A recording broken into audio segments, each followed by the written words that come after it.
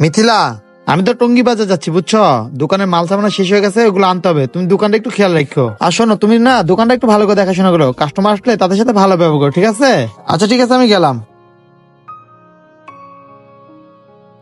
আচ্ছা ম্যাডাম, ওই লোকটা কে ছিল আপনার? ও তো আমার হাজবেন্ড ছিল। কেন ভাইয়া ওর কথা জিজ্ঞেস কি করতেছেন? ব্যাপার মিথিলা, ওই লোকটার সাথে কি বলতেছ? তাহলে এই দোকান কার? এই শরবতের দোকান আমাদের, আমরা দুজন মিলে চালাই। আচ্ছা, তোমাদের দুজনের লাভ ম্যারেজ নাকি অ্যারেঞ্জ ম্যারেজ? আমাদের অ্যারেঞ্জ ম্যারেজ। ও, তাই তো আমি ভাবি এত সুন্দর একটা স্মার্ট মেয়ে এই 2 টাকার শরবতওয়ালার কাছে আসলো কিভাবে? এরকম একটা খ্যাত গাইয়ারে আপনি বিয়ে করলেন কিভাবে? আপনি এসব কি বলতেছেন? মানে বোঝো না? তোমার সাথে কি তোমার হাজবেন্ডের মানায়? কোথায় আকাশ আর কোথায় পাতাল। এত সুন্দর একটা চেহারায় কি সব ড্রেস আপ পরছো তুমি? দেখো, তোমাকে তো এসব ড্রেস আপে মানায় না। বুঝতে পারছি, তুমি তোমার হাজবেন্ডের ভয়ে এসব পরছো। আরে, তোমাকে তো আরো হট ড্রেস আপ পরার কথা ছিল। আর হট ড্রেস আপ পরলে তোমাকে হেভি সেক্সি লাগবে। দেখো, তোমার সাথে এসব যায় না। আর তুমি কোথায় শরবতওয়ালাকে বিয়ে করে শরবতওয়ালি হয়ে গেছো। এখনো সময় আছে, ওকে ছেড়ে দাও, তা না হলে পরে আফসোস করবে। আসলে আপনি যা ভাবতেছেন তা না। আসলে এখানে আমার হাজবেন্ড আসতেই দেয় না। দেখ, এটাকে তুমি জীবন বলো? এটা তো জীবন না, ও তো তোমাকে বন্দি করে রাখছে। তুমি এত সুন্দর একটা মেয়ে, কোথায় লাইফ এনজয় করবা তা না করে ও তোমাকে দিয়ে 2 টাকার শরবত বিক্রি করাইতেছে। আর তুমি আমাকে দেখো, বন্ধু বান্ধব নিয়ে ক্লাব, বার, বড় বড় রেস্টুরেন্টে আমি আনন্দ ফুর্তি করি। আর তুমি তোমার দিকে দেখো, সেই সকালে এসে সারাদিন শরবত বিক্রি করো, আবার পরের দিন এসে সেই একই কাজই করো। এটা কোনো লাইফ হলো? দেখো, এটাকে জীবন বলে না। আর তুমি তোমার সেই গাইয়া জামার জন্য নিজের জীবনটাকে স্যাক্রিফাইস করতেছো। ওর সাথে কি তোমার যায়? গাইয়া খ্যাত একটা। আর তুমি আমাকে দেখো, আমি কত সুন্দর লাইফ এনজয় করি, মাসে লক্ষ লক্ষ টাকা ইনকাম করি। আর তুমি এখানে দাঁড়ায় সারাদিন শরবত বিক্রি করো। ঠিক আছে, আমি আপনার কথা বুঝতে পারতাছি। এমন তো নয় যে যেটা আপনার পছন্দ সেটা আমার পছন্দ হবে।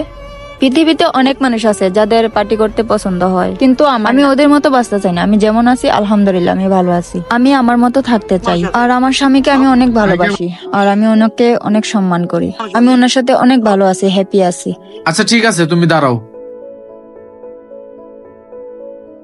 এই নাও, এখানে কিছু টাকা আছে, আর এটা আমার ভিজিটিং কার্ড। যখনই প্রয়োজন হবে তুমি আমাকে কল দিবা। এই নেন আপনার টাকা, এসব আমার দরকার নেই। আর আপনি যে চকলেট খেয়েছেন, এই চকলেটের দাম দিয়ে আপনি চলে যান এখান থেকে। আরে রাখো, এগুলো তোমার কাছে, যে কোনো সময় তোমার কাজে লাগতে পারে। আপনার টাকা আমার লাগবে না, আপনার টাকা আপনার কাছে রেখে দেন, আর আপনার কার্ডটাও নিয়ে যান। শোনো, আমি এখন যাই, এটা রাখো, তোমার প্রয়োজন হতে পারে। দেখ, হুদে এসে আমার সময় নষ্ট করতে। মিথিলার কথা শুনে আমার খুব ভালো লাগলো। কি ব্যাপার, তুমি বাজারে যাও নাই? না মিথিলা, আমি যাই নাই। আচ্ছা মিথিলা, সত্য করে বলো তো, তুমি কি আমার সাথে হ্যাপি আছো? কি বলো, কেন আমি হ্যাপি থাকবো না? আমি আপনাকে অনেক ভালোবাসি, আর আমি আপনার সাথে অনেক সুখে আছি। কিন্তু মিথিলা, আমার তো বিশ্বাস হচ্ছে না। আমার মনে হচ্ছে তুমি আমার ভয়ে আমার সাথে সংসার করতেছো। আমাকে ভয়ের কারণে তুমি তোমার লাইফটা সুন্দর করে এনজয় করতে পারতেছো না। আমি তো তোমাকে বলছিলাম এই দোকানে তোমাকে আসতে হবে না, আমি একাই দোকান সামলিয়ে নেবো। তুমি বাসায় থেকে তোমার জ্যাম নিচ্ছা, তুমি অমনে চলো, তোমাকে কেউ বাধা দেবে না। আর ভাই দেবে, তুমি এমন কিছু করো না যেখানে আমার মান সম্মানের ক্ষতি হতে পারে, তোমার মান সম্মানের ক্ষতি হতে পারে। বুঝতে পারছো আমার কথা? মিথিলা, তোমার যেভাবে ভালো লাগে তুমি সেভাবে তোমার লাইফটাকে এনজয় করতে পারো। নয়ন, তুমি আমাকে বিশ্বাস করো না? আমি আমার থেকে বেশি তোমাকে বিশ্বাস করি। তো আমি তোমার সঙ্গে অনেক সুখে আছি। তুমি এখন বাজারে যাও, আর দোকানে অনেক মাল সাবানা লাগবে, আর বিকালে অনেক কাস্টমার আসবে। দাঁড়ায় আছো কেন? যাও। ভিডিওটি আপুদের জন্য। কিছু কিছু ছেলে আছে, দেখবা তোমাকে টাকা পয়সার লোভ দেখিয়ে তোমাকে পটানোর চেষ্টা করবে, তোমার সংসারে অশান্তি সৃষ্টি করবে। কিছুদিন পর আবার সেই তোমাকে ধোকা দিয়ে চলে যাবে। আর এসব ছেলেদের ফাঁদে ভুলেও পড়ো না, তাহলে তোমার জীবন শেষ।